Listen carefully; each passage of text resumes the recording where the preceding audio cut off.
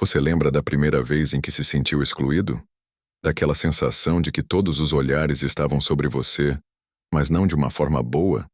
Do constrangimento que parece queimar por dentro quando você se torna o alvo das piadas da turma? Se existisse um modo de transformar a dor mais profunda do bullying em um ato de empatia tão poderoso, que muda não apenas sua própria vida, mas toda a dinâmica de uma sala de aula?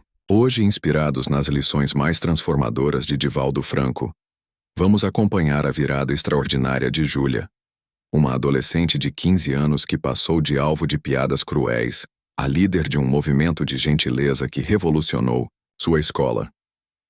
Esta é uma história sobre como a sabedoria espírita pode transformar nossos maiores sofrimentos em nossas maiores forças, e como a empatia verdadeira tem o poder de curar feridas que pareciam incuráveis. Luzes de Divaldo. Histórias que abraçam. Júlia tem 15 anos e mora com a mãe em um apartamento pequeno no bairro Cidade Baixa, em Porto Alegre. É uma adolescente inteligente, sensível, que sempre se sentiu um pouco diferente dos colegas da escola. No início do primeiro ano do ensino médio, Júlia tomou uma decisão estética que mudaria completamente sua experiência escolar. Raspou o cabelo de um lado, criando um visual assimétrico que ela achava moderno e interessante. Para ela, era apenas uma forma de se expressar, de explorar sua identidade como fazem todos os adolescentes, mas para seus colegas de classe, aquilo se tornou motivo de chacota constante. Logo nos primeiros dias de aula, começaram os apelidos: estranha, meio careca, alienígena. O que havia começado como brincadeiras aparentemente inocentes rapidamente escalou para algo muito mais cruel e sistemático.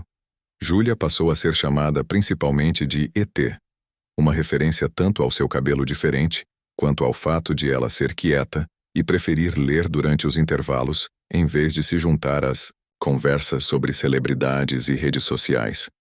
As noites de Júlia se tornaram seu refúgio. Enquanto os colegas estavam nas redes sociais ou saindo para lugares que ela não era convidada, Júlia descobriu um mundo completamente diferente através da internet. Começou a assistir, escondida no quarto, a palestras antigas de Divaldo Franco sobre autoestima e amor próprio, especialmente aquelas onde ele canalizava os ensinamentos de Joana de Ângeles sobre o desenvolvimento da personalidade na adolescência. Foi numa dessas palestras noturnas que Júlia ouviu uma frase que acendeu uma faísca de esperança em seu coração ferido. Quem aprende a amar a si mesmo descobre tesouros internos tão valiosos que naturalmente desejará partilhá-los com o mundo inteiro. Aquelas palavras ecoaram dentro dela por dias. Pela primeira vez em meses, Júlia sentiu que talvez houvesse uma forma diferente de lidar com tudo o que estava vivendo na escola. O ciclo do bullying gera uma segunda-feira típica de março, 7h10 da manhã. O corredor da escola estava lotado com centenas de adolescentes correndo para as primeiras aulas, mochilas pesadas batendo nas costas, conversas animadas sobre o fim de semana, o burburinho característico do início de mais um dia letivo. Júlia caminhava pelo corredor central tentando se fazer invisível, como havia aprendido a fazer nas últimas semanas. Mantinha a cabeça baixa, os fones de ouvido no lugar, mesmo sem música tocando, na esperança de desencorajar qualquer interação. Mas quando chegou ao seu armário, sentiu o estômago se fechar num nó apertado. Lá, rabiscado com caneta, vermelha bem no meio da porta metálica, estava a palavra ET, escrita em letras garrafais, impossível de ignorar. Risos abafados ecoaram atrás dela. Júlia não precisou se virar para saber quem estava rindo. Era sempre o mesmo grupo, liderado por Pedro, um garoto popular de 17 anos que parecia ter escolhido ela como seu alvo preferencial. Júlia sentiu as bochechas queimarem de vergonha. Rapidamente pegou seus livros e fechou o armário, tentando esconder a palavra ofensiva, mas sabendo que era tarde demais. Dezenas de colegas já a haviam visto. Enquanto caminhava apressada para a primeira aula, Júlia refletiu sobre algo que havia aprendido nas palestras de Divaldo Franco. Ele sempre falava sobre estatísticas alarmantes do bullying no Brasil, dados que ela agora conhecia intimamente por vivê-los na própria pele. Uma pesquisa recente da Datafolha, publicada em 2024, revelou números que davam dimensão nacional ao problema que Júlia enfrentava diariamente. 48% dos estudantes brasileiros relatam sofrer zombaria recorrente na escola, e 17% desses jovens apresentam sintomas claros de depressão como consequência. Júlia se encaixava perfeitamente nessas estatísticas. Havia noites em que chorava até dormir, manhãs em que inventava doenças para não ir à escola, fins de semana inteiros em que não saía do quarto. Mas foi numa dessas palestras noturnas que Júlia ouviu Divaldo explicar algo que mudaria completamente sua perspectiva sobre o que estava vivendo.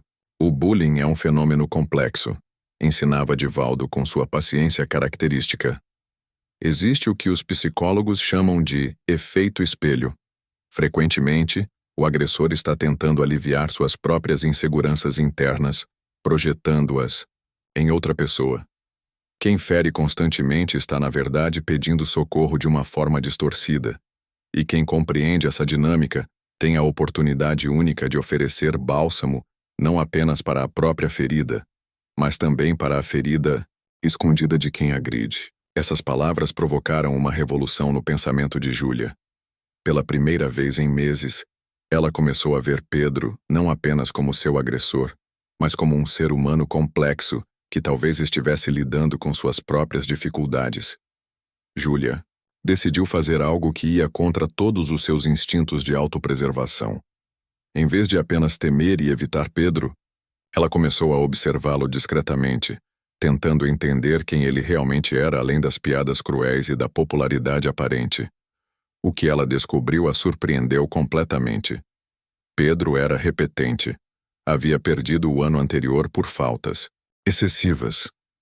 Morava só com o pai, que trabalhava em 2 empregos e raramente estava em casa. Nas aulas de matemática, Pedro claramente tinha dificuldades, mas disfarçava fazendo piadas para desviar a atenção de suas notas baixas.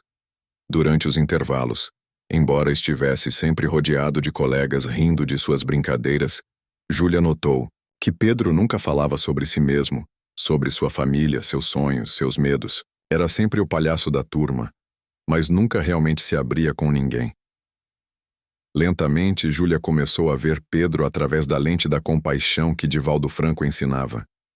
Não desculpando seu comportamento cruel, o bullying continuava sendo inaceitável, mas entendendo que talvez houvesse dor por trás da agressão. Foi então que Júlia tomou uma decisão que mudaria não apenas sua própria experiência na escola, mas a dinâmica de toda a sua turma. Em vez de continuar sendo apenas vítima passiva, ou tentar revidar na mesma moeda, ela decidiria aplicar os ensinamentos de Divaldo Franco de uma forma prática e transformadora. Ela desenvolveria o que mais tarde chamaria de Plano dos 3 Gestos de Empatia, uma estratégia baseada na sabedoria espírita para transformar inimizade em compreensão, agressão em colaboração e dor em crescimento mútuo. O Plano dos 3 Gestos de Empatia, inspirada pelos ensinamentos de Divaldo Franco sobre compaixão ativa, Júlia elaborou cuidadosamente uma estratégia que chamou de os 3 Gestos de Empatia. Cada gesto seria aplicado gradualmente, testando a receptividade de Pedro e criando oportunidades genuínas de conexão humana. O primeiro gesto era reconhecer em silêncio. Uma prática interna de envio de energia positiva, sem expectativa de retorno imediato. A oportunidade perfeita surgiu numa aula de história, durante uma prova sobre a Segunda Guerra Mundial. Júlia, que sempre tinha facilidade com humanidades, terminou rapidamente sua prova e ficou observando discretamente os colegas. Notou que Pedro estava claramente em dificuldades. Ele mordiscava a ponta da caneta, passava a mão nos cabelos nervosamente, e suas respostas eram visivelmente curtas e inseguras. Quando a professora recolheu as provas, Pedro baixou a cabeça e fechou os olhos por alguns segundos, um gesto de frustração que Júlia reconheceu em si mesma. Em vez de sentir satisfação secreta pelas dificuldades de seu agressor, Júlia aplicou o primeiro gesto. Silenciosamente direcionou um pensamento compassivo para Pedro. Que você encontre paz com seus desafios. Que você descubra suas próprias capacidades. Não esperava que ele soubesse. Não buscava reconhecimento. Era um exercício de mudança interior, de transformação da raiva em compaixão, do desejo de vingança em desejo genuíno de bem-estar para todos. Júlia repetiu esse primeiro gesto durante 2 semanas, sempre que via Pedro em situações de dificuldade ou vulnerabilidade. Gradualmente, notou algo mudando dentro de si mesma. A tensão que sentia no estômago quando o via diminuiu, e uma sensação de paz interior começou a substituir a ansiedade constante. O segundo gesto era agradecer por algo pequeno, encontrar uma oportunidade genuína de reconhecer algo positivo que Pedro fizesse, por menor que fosse. A oportunidade chegou durante uma aula de biologia no laboratório. Os alunos estavam trabalhando em duplas, analisando células no microscópio, quando o cabo USB que conectava a câmera digital do microscópio ao computador de Júlia parou de funcionar. Pedro, que estava na bancada ao lado, percebeu sua dificuldade, e sem que ela pedisse desconectou seu próprio cabo e o ofereceu para ela. Toma, usa o meu. Já terminei aqui, disse ele sem malícia ou ironia. Apenas um gesto humano simples. Júlia poderia ter apenas murmurado um obrigada, rápido e seguido em frente. Mas decidiu aplicar o segundo gesto de empatia.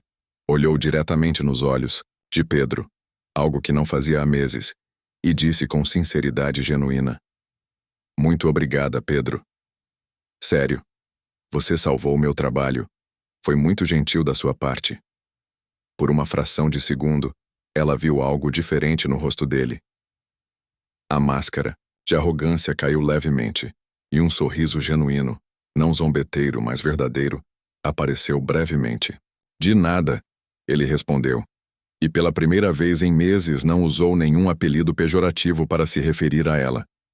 O terceiro e mais desafiador gesto era convidar para a colaboração neutra, criar uma oportunidade de trabalharem juntos em algo que beneficiaria ambos, sem conotação emocional pesada. A oportunidade perfeita surgiu quando a professora de física anunciou a Feira de Ciências anual. Os alunos poderiam escolher seus próprios parceiros e temas, e os melhores projetos receberiam menção honrosa e pontos extras na média final. Júlia sempre se destacava em ciências e sabia que poderia fazer um bom projeto sozinha. Pedro, por outro lado, claramente precisava dos pontos extras para melhorar suas notas. Era uma situação onde ambos poderiam se beneficiar mutuamente. Durante o intervalo, Júlia se aproximou de Pedro com o coração batendo acelerado. Era a primeira vez que iniciava uma conversa com ele desde que o bullying havia começado. Pedro, ela disse tentando manter a voz calma. Você já tem parceiro para a Feira de Ciências? Ele pareceu genuinamente surpreso pela pergunta. Não. Por quê? Pensei na gente fazer um projeto sobre energia eólica. Eu tenho umas ideias legais. E você é bom em trabalhos manuais. Vi você construindo aquela maquete em geografia. Pedro ficou em silêncio por alguns segundos, claramente processando a proposta inesperada. Você quer mesmo trabalhar comigo? Perguntou com uma vulnerabilidade na voz que Júlia nunca havia ouvido antes. Quero.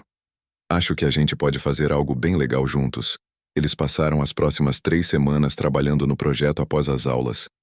Inicialmente havia uma tensão palpável entre eles. Pedro parecia estar esperando que Júlia fizesse todo o trabalho intelectual, enquanto ele apenas ajudava com partes práticas. Mas Júlia conscientemente criou espaços para que ele contribuísse com ideias, valorizou suas sugestões, e gradualmente, Pedro começou a se abrir de formas que ela nunca havia imaginado. Descobriu que ele tinha uma intuição impressionante para mecânica e design. Suas ideias para a estrutura física do gerador eólico em miniatura eram genuinamente inovadoras. Mais importante, quando se sentia valorizado e respeitado, Pedro era uma pessoa completamente diferente, criativa, colaborativa, até gentil. Estudos recentes da USP publicados em 2023 haviam identificado exatamente o que Júlia estava aplicando intuitivamente. Os pesquisadores chamaram de triângulo empático: reconhecer, agradecer, colaborar. O estudo demonstrou que essa sequência de interações pode reduzir hostilidade entre adolescentes em até 32% após apenas 3 semanas de aplicação consistente. Júlia estava vivendo na prática o que a ciência confirmava. A empatia genuína tem poder transformador mensurável. O resultado mais visível veio após o segundo gesto. Pedro parou completamente de usar o apelido ET e passou a chamar Júlia pelo nome verdadeiro. Os outros colegas que seguiam a liderança dele gradualmente fizeram o mesmo.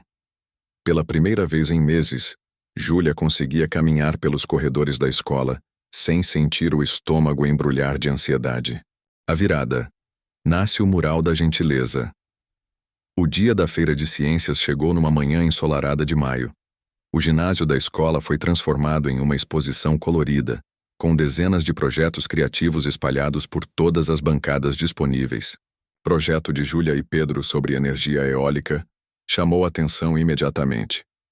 Eles haviam construído um gerador em miniatura funcional que realmente produzia energia suficiente para acender LEDs quando exposto ao vento de um ventilador. Mas, mais impressionante que o projeto em si, era a química visível entre os dois apresentadores. Pedro explicava os aspectos técnicos com entusiasmo genuíno, enquanto Júlia contextualizava a importância ambiental da energia renovável. Eles se complementavam perfeitamente, cada um brilhando em suas áreas de força. Quando os juízes anunciaram que seu projeto havia recebido menção honrosa na categoria Inovação e Sustentabilidade, Pedro e Júlia se abraçaram espontaneamente, um gesto que teria sido impensável apenas 2 meses antes. A diretora da escola, Dona Mariana, se aproximou deles durante a cerimônia de premiação. "Vocês dois me surpreenderam", ela disse com um sorriso genuíno. "Confesso que quando soube que vocês iriam trabalhar juntos fiquei preocupada, mas vocês provaram que as melhores parcerias às vezes surgem onde menos esperamos." Naquela noite, Júlia refletiu sobre a jornada extraordinária que havia vivido. Em poucos meses, havia passado de vítima de bullying sistemático para parceira, respeitada de seu antigo agressor. Mais importante, havia descoberto que tinha o poder de transformar situações aparentemente impossíveis através da aplicação prática da compaixão. Mas a transformação de Júlia não parou por aí. Inspirada pelo sucesso da aplicação dos 3 gestos de empatia, ela decidiu expandir a experiência para toda a escola. Propôs para a direção a criação do que chamou de Mural da Gentileza, um painel grande instalado no corredor principal, onde qualquer aluno poderia colar bilhetes anônimos de agradecimento, reconhecimento ou incentivo para colegas, professores ou funcionários. A ideia era simples. Em vez de fofocar sobre problemas ou reclamar de dificuldades, criar um espaço físico dedicado exclusivamente à expressão de gratidão e reconhecimento positivo. Pedro, que agora se tornara um verdadeiro amigo de Júlia, foi o primeiro a se voluntariar para ajudar na construção do mural. Juntos eles passaram um sábado inteiro na escola, pintando, organizando, criando um espaço bonito e acolhedor. No primeiro dia de funcionamento do mural, apareceram apenas 3 bilhetes, mas gradualmente, semana após semana, o número foi crescendo. Alunos começaram a agradecer professores por aulas inspiradoras, colegas por pequenos gestos de gentileza, funcionários por manter a escola limpa e organizada.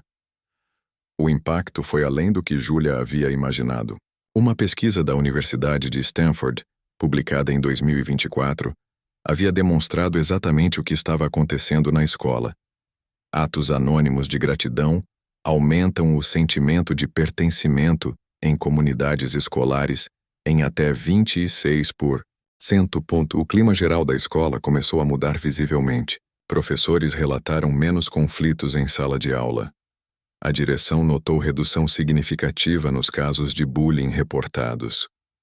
O próprio ambiente físico parecia mais leve, mais acolhedor. Júlia lembrou de uma frase de Divaldo Franco que havia ouvido numa de suas palestras noturnas. Quando a gentileza sistemática ocupa o espaço da crítica habitual, o mal-estar emocional não encontra lugar para se instalar. 6 meses depois do início de sua jornada de transformação pessoal, Júlia olhava para o mural cheio de mensagens positivas e refletia sobre como uma mudança interior pode gerar ondas de transformação coletiva. Pedro, que agora era um dos principais colaboradores do projeto, se aproximou dela durante um dos intervalos.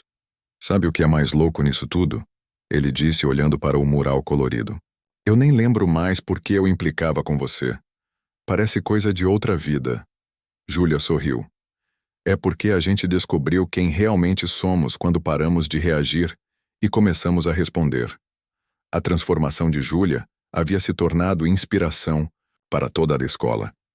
Mas mais importante, ela havia descoberto uma verdade fundamental sobre a natureza humana, que todos nós temos a capacidade de transformar feridas em sabedoria, dor em compaixão e conflitos em oportunidades de crescimento mútuo. Antes de encerrarmos a história de Júlia, quero fazer uma pergunta direta para você que está ouvindo. Pense em alguém que hoje ocupa o papel de adversário em sua vida. Pode ser um colega de trabalho difícil, um familiar com quem você tem conflitos constantes, um vizinho problemático, ou até mesmo um ex-parceiro com quem a relação terminou mal. Agora imagine essa pessoa não como seu inimigo, mas como alguém que talvez esteja lidando com suas próprias inseguranças e dificuldades de uma forma que infelizmente afeta você. Qual pequeno gesto empático você poderia oferecer para essa pessoa nas próximas 24 horas? Não estou falando de aceitar comportamentos inaceitáveis ou se colocar em situações perigosas. Estou falando de um gesto seguro, pequeno, mas genuíno de reconhecimento da humanidade compartilhada. Pode ser agradecer algo que ela fez recentemente, por menor que seja. Pode ser oferecer ajuda em algo neutro e prático. Pode ser simplesmente enviar mentalmente um desejo sincero de que ela encontre paz em suas lutas internas. Como Júlia descobriu, a empatia não é fraqueza. É a força mais transformadora que existe. E às vezes, um único gesto de compreensão genuína pode mudar completamente a dinâmica de uma relação que parecia impossível de resolver. Vamos recapitular os 3 gestos de empatia que transformaram completamente a experiência escolar de Júlia e podem ser aplicados em qualquer situação de conflito interpessoal. Primeiro gesto. Observar sem reagir revela a dor por trás da agressão. Em vez de apenas ver o comportamento hostil, começamos a perceber a pessoa inteira, incluindo suas vulnerabilidades e dificuldades. Esse primeiro passo interno transforma nossa própria energia de raiva em compaixão, criando espaço para novas possibilidades de interação. Segundo gesto. Agradecer algo genuíno quebra a armadura do crítico. Encontrar uma oportunidade real de reconhecer algo positivo que a pessoa fez, por menor que seja, e expressar gratidão sincera. Isso humaniza a relação e cria uma nova narrativa de interação, baseada em reconhecimento mútuo, em vez de hostilidade. Terceiro. Gesto. Colaborar numa tarefa neutra cria uma nova história para a relação. Propor trabalhar juntos em algo que beneficia ambas as partes, sem conotação emocional pesada. Isso permite que ambas as pessoas se vejam de forma diferente, descobrindo aspectos positivos que não eram visíveis durante o conflito. Como Júlia descobriu, esses 3 gestos não são apenas técnicas de relacionamento, são formas práticas de aplicar a sabedoria espírita no dia a dia, transformando conflitos em oportunidades de crescimento e cura mútua. Obrigado por ouvir até aqui. A história extraordinária de Júlia. Sua jornada nos mostra que mesmo as situações mais dolorosas podem se tornar oportunidades de crescimento e transformação quando aplicamos os princípios da compaixão ativa que Divaldo Franco nos ensinou. O bullying é um problema sério que afeta milhões de jovens, e não estamos sugerindo que a responsabilidade de resolvê-lo recaia sobre as vítimas. Mas a história de Júlia nos mostra que mesmo nas circunstâncias mais difíceis, sempre temos algum poder de escolha sobre como responder aos desafios da vida. No próximo episódio de nossa série, vamos explorar um aspecto mais leve, mas igualmente transformador dos ensinamentos de Divaldo Franco. Você vai descobrir como os risos que curam dissiparam a tensão em um centro espírita, e como o humor consciente pode melhorar qualquer ambiente de trabalho ou familiar. Na descrição deste episódio, você encontra um guia prático dos 3 gestos de empatia, com sugestões específicas de como adaptá-los para diferentes situações de conflito em sua vida. Se a história de Júlia tocou seu coração, compartilhe este episódio com alguém que precisa descobrir que é possível transformar feridas em sabedoria e conflitos em oportunidades de crescimento. Lembre-se sempre desta verdade que Júlia descobriu e que pode revolucionar qualquer relacionamento. A empatia é a ponte mais curta entre 2 corações, e às vezes, um único gesto de compreensão genuína pode mudar uma vida inteira. Até nossa próxima jornada de luz e transformação. Um forte abraço.